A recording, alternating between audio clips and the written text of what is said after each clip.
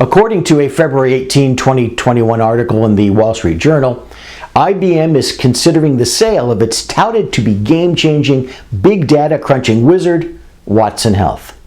Although the venture has big top-line revenue, around $1 billion a year, it's a consistent money loser. It appears that the overall feeling inside IBM isn't that it's IBM's fault. It's just that doctors don't seem that interested in turning over decision-making to a machine. Go figure. And that brings me to the point of this post.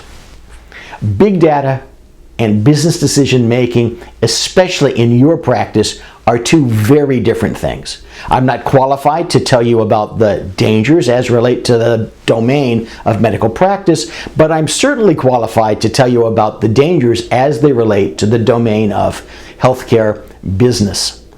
Data is data, but it isn't decision-making. Artificial intelligence isn't intelligence, it's just a tool. Yes, so-called big data is a faster tool with more inputs than, say, notes written on index cards spread out across the floor because there's no more room to tape them to the walls.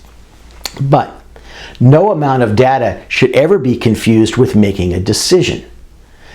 Instantly being able to vet the financial performance of an acquisition target against thousands of other similar targets, or being able to assess the combination of education and training across tens of thousands of exologists to gauge your new hire, do not supplant or come even close to supplanting your own judgment concerning the decision. Decision making can't be outsourced.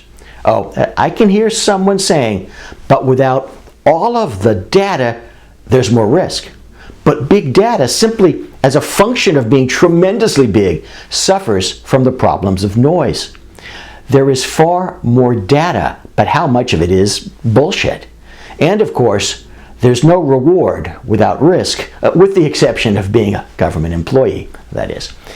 It makes you wonder if those who have opted for big data as a decision-making tool, as opposed to a decision support tool, are simply afraid to make decisions themselves, or are pre-selecting a scapegoat. Think of it this way.